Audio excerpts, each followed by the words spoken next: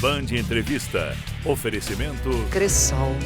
Os próximos 30 anos começam por você.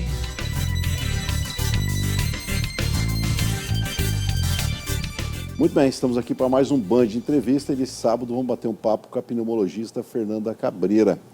Falar um pouco sobre a vida dela, mas falar sobre também crise asmática, sobre problemas respiratórios nesse momento de inverno. Tudo bem, doutora? Tudo bem, Carlinhos. Muito obrigada pelo convite. É um prazer estar aqui. O prazer é nosso, na verdade. E hoje nós vamos prestar uma informação pública, né? Falar sobre doenças respiratórias que têm ceifado muitas vidas, né? Isso. Mas primeiro vamos contar a história da doutora. A doutora nasceu em Maringá? Eu sou paulista. Eu sou do interior de São Paulo, uma cidade bem pequena chamada Iepê. Iepê. Uma cidade que hoje tem em torno de 6 mil habitantes, né? Eu vim para Maringá em 2001 para fazer cursinho, para poder entrar na faculdade que eu queria, que era na UEM, na Universidade Estadual de Maringá. Então, fiz o cursinho ali de 2001 a 2003, 2004 entrei na faculdade, me formei aqui e fiz minha residência, minha formação em pneumologia em Curitiba. Fiquei em Curitiba 5 anos e retornei para Maringá em 2016, né, para iniciar minha clínica e meu trabalho como pneumologista aqui na cidade. Que legal. Aí você se casou com maringaense, não? Com carioca. Carioca. Que morava em Portugal. Uma paulista morando em Maringá, casou com uma carioca que morava em E Portugal. tem uma paranaense agora, Maria essa... Fernanda, 1 ano e 8 meses. Como é que é essa história, doutor? É isso. A história de como a gente se conheceu é interessante. Eu estava com Covid, isolada em casa, em 2020, e por uma ligação de vídeo de amigos, logo que o WhatsApp começou a ter mais de uma pessoa no vídeo, eu conheci o Marcelo. Marcelo morava no Porto, em Portugal, na época, e a gente começou, obviamente ele veio para cá, a gente se conheceu pessoalmente, a gente começou a namorar, e nós casamos em 3 meses. A gente se conheceu em setembro e casamos em dezembro. Estão casados já? Estamos 5 anos agora, né? Vai legal, fazer. né? Temos a Maria Fernanda, que está fazendo 1 ano e 8 meses. E está sendo maravilhoso, né? Construir essa família. Quando tem que dar certo, o tempo prova, né? Não é? Não é verdade? Esses dias uma amiga falou, preciso sair mais. Como diz uma amiga minha, o namorado não vai bater na porta, né? Então eu nem posso contar isso, Carlinhos, porque eu estava isolada dentro de casa com Covid, seria a situação menos ideal para conhecer, né, o meu marido, e foi assim que Deus usou. Acredito muito que foi um encontro de Deus para nós. Talvez um momento da sua carreira médica também, uma das piores, né, para uma pneumologista, numa crise sem precedência, que foi o Covid. Foi. Né? Como foi esse período para vocês da medicina? A gente trabalhou de forma assim, incessante, muito intensa, né? Foram dias muito difíceis. A gente chegou a trabalhar 16 horas por dia, né? 18 horas por dia. Teve dia de eu sair, terminar de passar visita no hospital meia-noite, ter que estar no hospital às 5, né? Pacientes entubados nas UTIs, nas enfermarias, às vezes até em pronto-socorros. Então foram dias muito difíceis e também de muito aprendizado, né, para a pneumologia e das doenças respiratórias, né? Se for para a gente tirar alguma coisa boa dessa história, a gente ganhou muita consciência, né, do que é o pulmão, da importância do sistema respiratório para a nossa vida. Era tudo no pulmão, né, praticamente? Tudo no pulmão, praticamente. Claro, tínhamos as complicações cardiovasculares, né?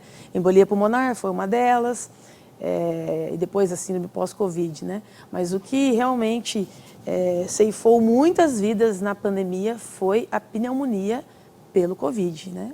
O vírus atacando o pulmão. Nossa, impressionante. A gente perdeu várias pessoas queridas, né?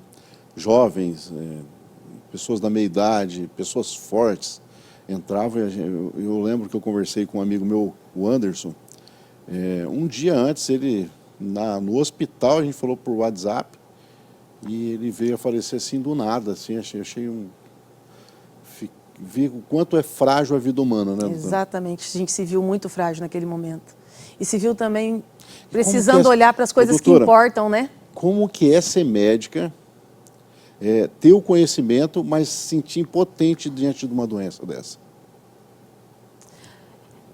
A gente não se sentia impotente, porque a gente sempre tem o que fazer pelo paciente. Eu nunca me senti impotente.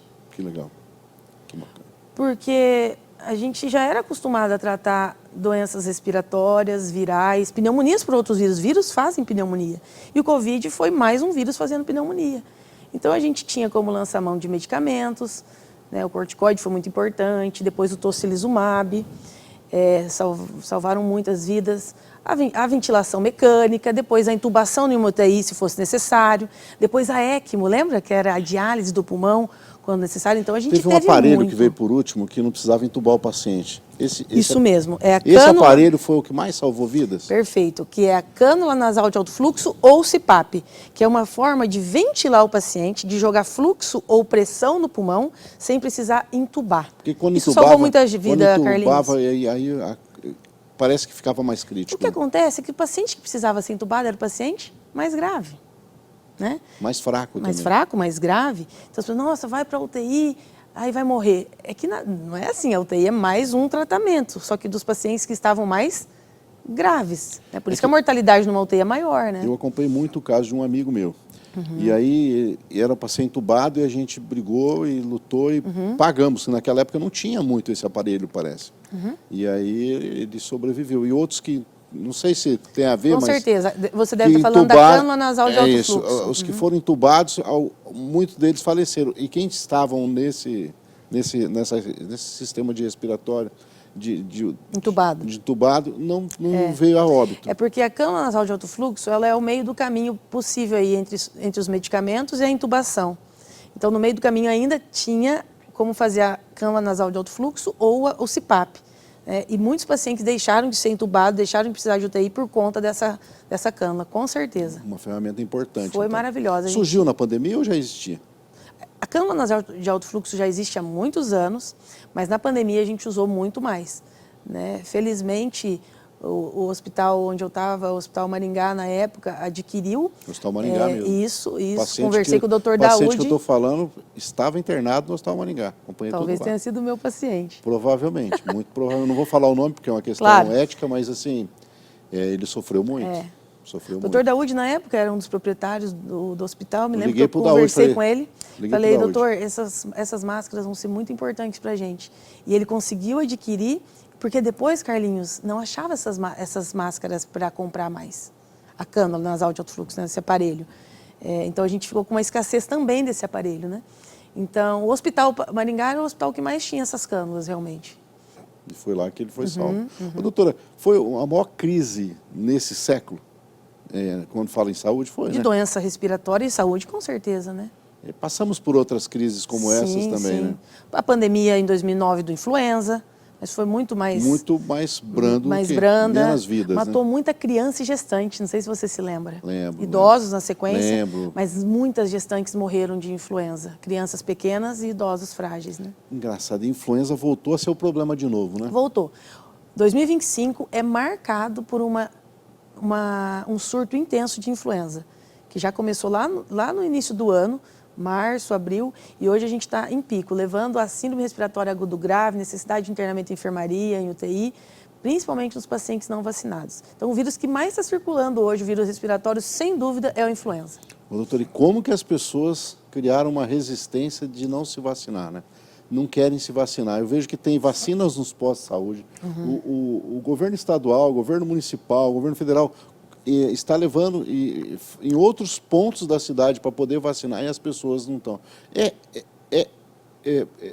muito importante vacinar, né? O que a senhora diria para quem está em casa com relação à vacinação? Eu diria que essa foi uma herança muito ruim da pandemia, né? Aquele medo de uma vacina nova que realmente precisou existir. Mas nós temos as vacinas disponíveis e muito seguras para outros vírus e outras bactérias. Então, a vacinação sempre salvou vida e continua salvando. Os pacientes vacinados de influenza são os que menos complicam. A gente não vê paciente vacinado de influenza em UTI em enfermaria. O pai que não leva o filho, então, está... Com certeza. Então, os pacientes que evoluem para a gravidade da doença são os pacientes não vacinados. Tá? A gente está vendo influenza em paciente vacinado? Estamos, mas é uma evolução totalmente benigna, tratamos em casa. A gente não vê paciente vacinado morrendo de influenza. Né? Então, a vacina protege, sim, de formas graves e da morte. Vacinar não quer dizer que não vá pegar, mas... Não. Mas A proteção das formas graves. Vai evitar que a pessoa... Evitar que faça pneumonia, evitar que faça síndrome respiratória aguda grave, que é o que leva muitas pessoas, principalmente idosos, né, à morte, e pacientes também cardiopatas, pneumopatas, né? Vivemos surto de influenza hoje? Estamos em surto de influenza. Estamos em surto de influenza. E as pessoas têm esse cuidado, doutora? Menos do que deveriam, né? E quais os cuidados? Cobertura vacinal está muito reduzida, então aumentar Vamos a vacinação. vacinar então, né? Se você tiver com sintoma respiratório, está com coriza nasal, tosse, dorzinha de garganta, opa, acho que eu estou gripado, máscara. Ninguém está pedindo para usar máscara o tempo todo, em todo lugar. Não. Máscara para proteger as outras pessoas. Sim, também, né? Que é uma herança que, infelizmente, a gente não teve da pandemia. A gente precisava usar máscara toda hora, aquela coisa difícil. Ruim, né? Aí hoje o paciente, às vezes, chega tossindo com febre e sem máscara. A gente tem que usar, né? A gente tem que proteger as outras pessoas. Para proteger as outras pessoas, né? Claro, uma alimentação saudável, uma noite de sono bem dormida. Deixaria essas 4 orientações. Isso Vacina, tem a ver que minha mãe falava assim, ó, tá gripado, vou fazer uma comida bem forte para você. Ajuda. O que é o bem forte? Uma comida com mais vitaminas, com Isso. uma sopa forte, Isso. quente. Em relação à alimentação, a gente quer o quê? Uma comida não inflamatória, né? Não gordurosa, principalmente, claro. né? Então, é isso que a gente pede para os Mas pacientes pode vacinar. ser uma boa sopa, né? Exatamente, com bastante proteína, seja frango, seja carne, bastante legume. Sem gordura, claro, sem gordura. só aquela carne. Então, eu deixaria essas 4 informações aqui para o pessoal. Vacinação, proteger as pessoas quando você está com sintoma respiratório. Principalmente as que você ama, porque elas pegam, né?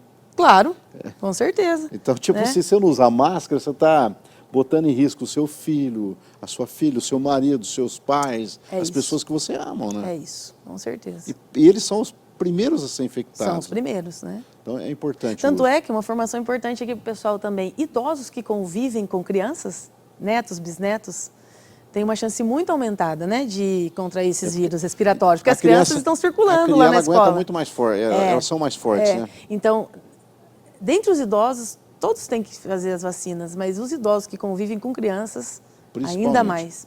Eu acho que a vacina todos nós temos que vacinar, né? Desde que estamos, tem a vacina, não custa nada.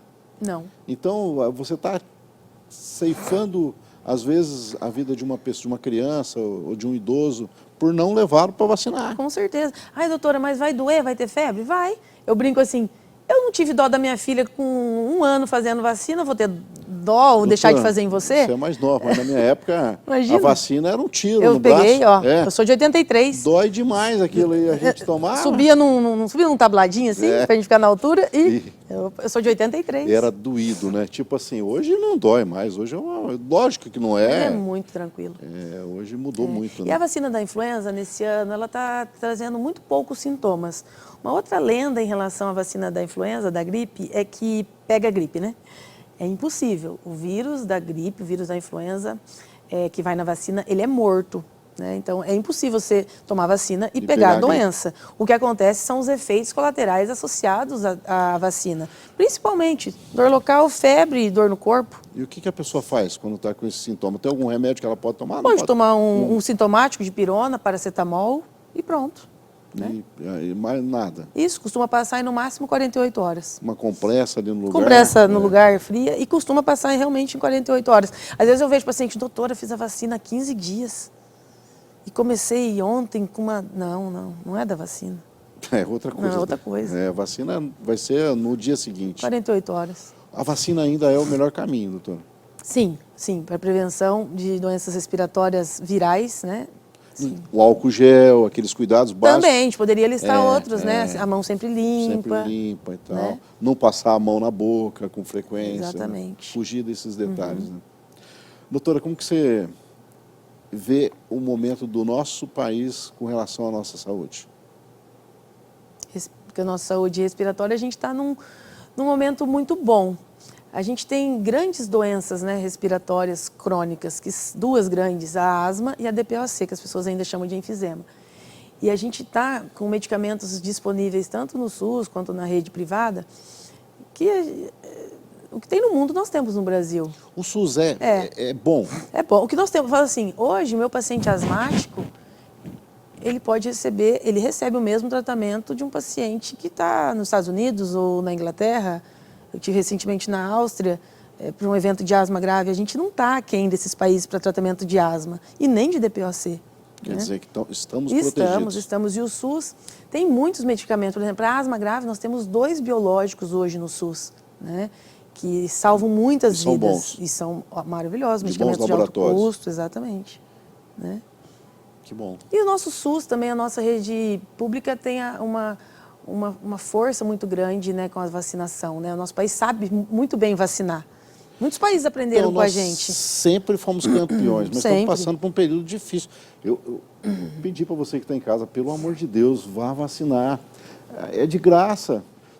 Quando era pago, as pessoas pagavam. Agora, de graça, no posto de saúde, fazendo os governantes fazendo apelo para que as pessoas possam vacinar. Exatamente. Até porque cria uma crise sem precedência no sistema. Por quê? Acaba encarecendo muito mais o tratamento do que a vacina. Com certeza, é muito mais econômico prevenir do que remediar, do que tratar. Né? Então, se as pessoas realmente tomarem consciência da vacinação, os riscos delas terem doença grave e internar é muito menor. Doutora, eu vou pedir uma licencinha para você. Nós vamos ao intervalo comercial, mas já voltamos. Vamos falar um pouquinho sobre cigarro eletrônico, que é uma droga muito séria que tem que ser combatida.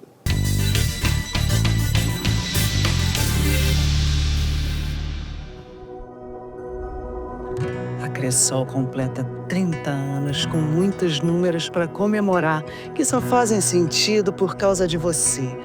Foram muitas e muitas vezes em que quero fazer virou vamos realizar.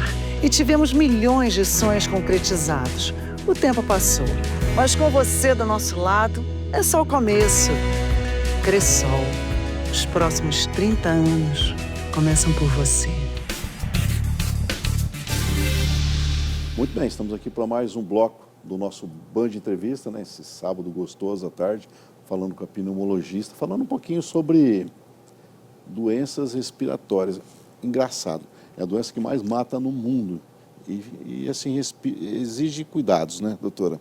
Mas deixa eu falar um pouquinho, você veio para Maringá, se casou, você amou Maringá já de vista ou você já tinha um carinho por Maringá e olhava Maringá com diferença para estudar aqui? Eu vim para Maringá realmente para estudar. Aí se apaixonou? Esse era o objetivo. Aí me apaixonei, exatamente. Nunca mais deixei, né, de morar aqui. Eu fiquei 5 anos em Curitiba, mas voltei para Maringá. Seu esposo, carioca. Carioca. Então apaixonado por Copacabana, provavelmente. Mas muito decepcionado com a violência do Rio de Janeiro, muito cansado, né, da violência.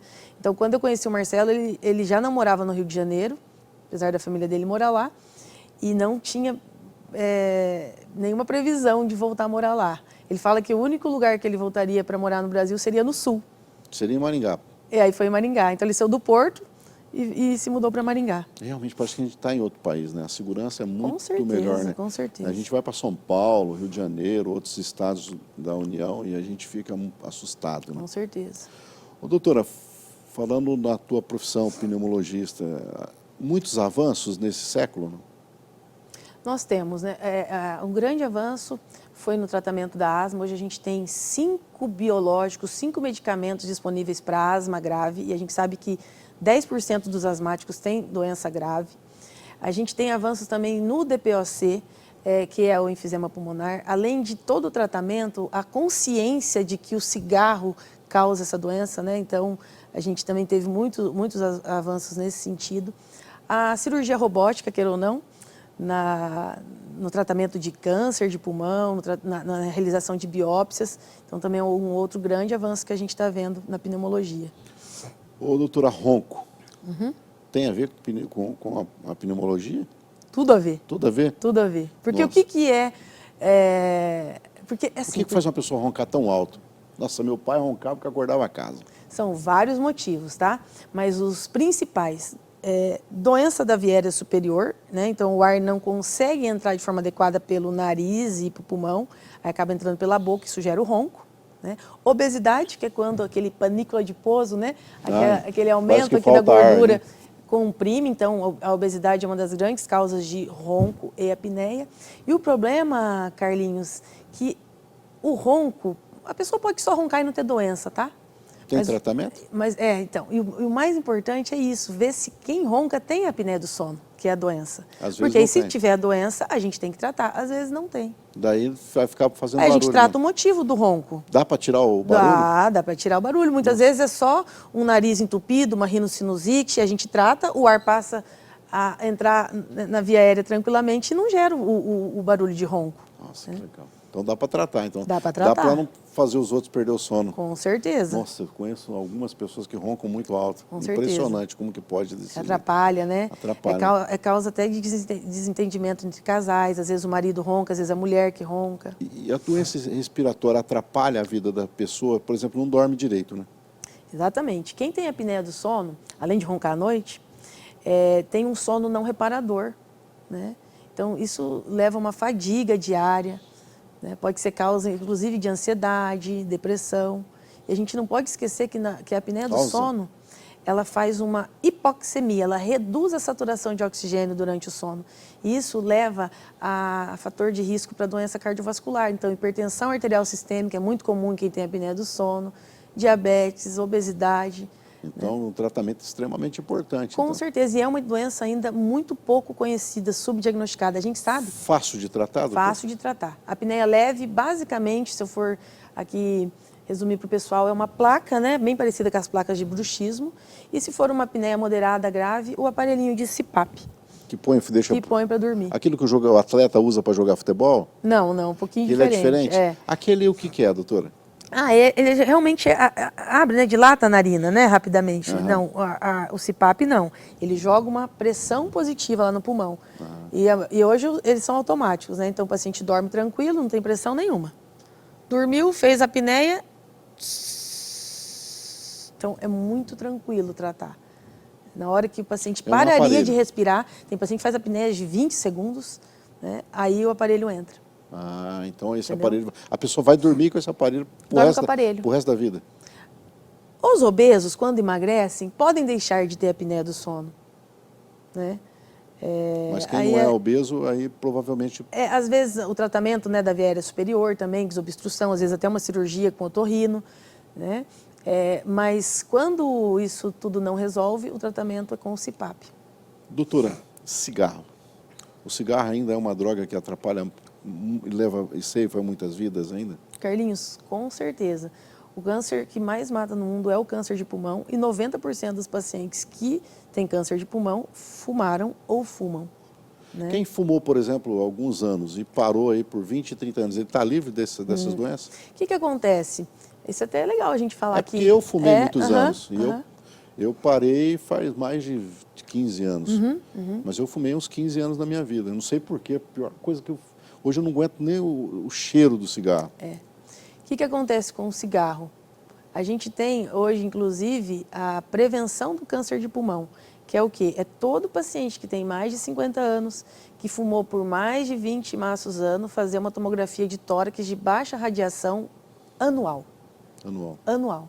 Pra ver Por se quanto não- tempo? De 12 a 15 anos. Depois que você De 12 a 15 anos. parou. Eu já faz mais de 15 anos, eu vou É fazer isso, isso. é isso. É isso. Esse é o tempo aí que o paciente ainda carrega o risco do câncer de pulmão. Se não teve nesse período, escapou? Exatamente, provavelmente não vai ter mais. Aham. Opa, então eu escapei, faz mais É de isso 15 aí, anos. é isso aí. Então, é importante parar de fumar, né? E hoje a gente vê outros cigarros que também, que também causam riscos à saúde pública, né? Cigarro eletrônico. A gente, Isso é como pneumologista, Carlinhos, Aonde a gente vê, né, e é mais cheiroso, então as pessoas acham que não faz mal, né? Carlinhos, a gente como pneumologista sabe que foi uma grande estratégia bem sucedida da indústria do cigarro. O tabagismo convencional estava caindo progressivamente. Pensa, quando a gente feio era fumar, criança, né? Era bonito. fumava Era dentro. bonito, era bonito fumar. Ônibus, eu ia para IEP de ônibus, No tinha avião, as cinzeiro, pessoas né? fumavam, Entendeu? E isso estava reduzindo, a gente estava fumando menos, né? O nosso país estava fumando muito menos. E aí, através do narguile, lembra do narguile? Introduziram Há pelo uns narguilé. 10, E um 8 negócio anos atrás? nojento, com todo respeito para quem faz, mas todo mundo põe a boca no mesmo lugar, É eu isso. acho aquilo... É isso. Então, através do narguilé e do cigarro eletrônico, a indústria do tabaco conseguiu ampliar, né, a sua comercialização e trazer pacientes novamente para o tabagismo convencional, que a gente estava em franca queda e agora essa queda reduziu, tá? Do tabagismo. Aham. E as pessoas voltam para o cigarro. Voltam para o cigarro. Ou começam a fumar. Porque é muito jovem, né? E uma coisa muito triste do cigarro eletrônico é que as pessoas ainda não veem a gravidade dele, né, as possíveis consequências. Então, às vezes a gente vê adolescente, adolescente ali. Criança, eu vejo criança de 12 anos, pré-adolescente, fumando esse E o troço. pai não vê E o como um absurdo. Não, o pai acha que é normal. Tranquilo, é ver o pai fumando. Então, assim, está tendo uma normalização muito perigosa, né, do tabagismo eletrônico na nossa população. Engraçado, a vape, né, que eles falam, né, é proibido por lei fabricar e vender no Brasil, né? Mas todo mundo tem. Todo mundo tem. Mas a polícia vê na rua e não pode prender o... É proibido. Não a pessoa, mas o objeto, por exemplo? Então, não pode, né? E hoje no Brasil é isso, tá? Não tenho dúvida, pessoal. Hoje é proibido a fabricação e a comercialização de cigarro eletrônico no Brasil. Mas mesmo assim, a gente vê em cada esquina. Não, o cara fumando ao seu lado. Eu não gosto do cheiro, assim, mas também é muito melhor do que o cheiro é melhor que o cigarro, mas eu imagino que faça muito mal, né? Sim. Porque eu não entendo, o cara fala que carrega aquele troço. É eletrônico, né? Ele carrega, tem bateria. É uma fumaça invisível que vai matando as pessoas também. Exatamente. Qual o conselho que você dá para os pais? O que acontece conselho para os pais é ótimo, assim, não normalizar e não aceitar o uso do cigarro eletrônico, como a gente não aceita o uso do cigarro convencional, né? Então, explicar para os filhos sobre Por isso que é importante as pessoas estarem assistindo, porque senão vão falar o quê para os filhos, né? Entendeu? Explicar para o seu filho que o cigarro eletrônico ele pode fazer lesão pulmonar propriamente dita, mas ele pode levar o seu filho para outras drogas, como o tabagismo eletrônico e outras drogas a mais. O próprio cigarro. O próprio cigarro, né? E a dependência à nicotina, o que a gente está vendo muito nos vapers. Tem nicotina no vape? Ele consegue ter uma concentração infinitamente maior do que o cigarro convencional. De nicotina? De nicotina. E isso leva a dependência grave à nicotina. Eu atendi uma paciente, eu sempre lembro do caso dela quando falo disso, 23 anos, estudante de medicina, que ela não conseguia dormir a noite toda sem fumar. Ela acordava por síndrome de abstinência à nicotina 2 vezes em 8 horas. Nossa. Né? Isso está acontecendo com os nossos jovens. Então é muito sério. É muito sério, é muito sério. A gente não via a dependência à nicotina tão intensa com o cigarro convencional, tá? Nossa. Isso é uma coisa que a gente está assistindo. A nicotina é um grande problema, né? Ela é a droga do cigarro, né? Ela que vai causar dependência química. Né? Engraçado, eu parei de fumar, eu fiz uma promessa para uma pessoa que eu gosto muito, e ela brincou comigo e eu parei de fumar. E eu usei uma única ferramenta, a água. Água. Eu fazia o seguinte, toda vez que me dava vontade de fumar, eu tomava água. Tomava água. E foi assim, uns 3, 4 meses, água. Olha só. Nunca mais fumei. Maravilha. Assim, não... A gente orienta muito o paciente que está querendo parar de fumar a tomar água e outros... Fugir do café. Porque isso ajuda no automatismo. Imagina quantas vezes o tabagista leva o cigarro à boca. Né? Então, tomar água ou suco, às vezes balinha, chiclete, isso ajuda muito nessa questão do automatismo, do hábito oral. Eu tenho um amigo de infância que fumava, nós começamos a fumar juntos, paramos juntos. Ele sonha, diz que até hoje, sonha fumando. Assim. Olha só. Eu, sinceramente, eu não... Porque cada um vai ter... Eu me sinto ridículo lembrar que eu fumei um dia, porque assim, como que eu gastei tanto dinheiro para prejudicar a minha vida? Eu tenho, e passei por... As minhas gripes eram pior do que as dos outros. Quando fumava, claro. Então, tipo, aquele cheiro terrível, né, que ninguém gosta.